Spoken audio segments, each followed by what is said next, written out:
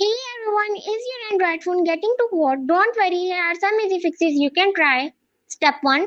Remove the phone case. If your phone is getting too hot, remove the phone case for a while. This can help it cool down faster.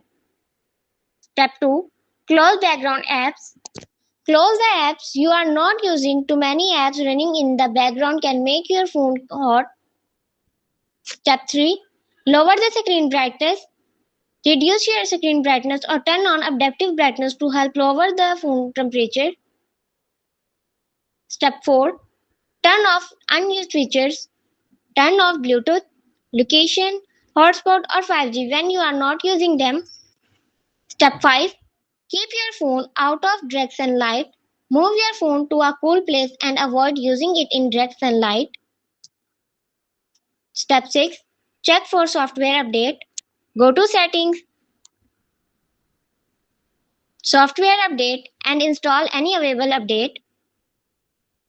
Final tip, if your phone keeps overheating even after trying these steps, the battery or another hardware part may need to be checked.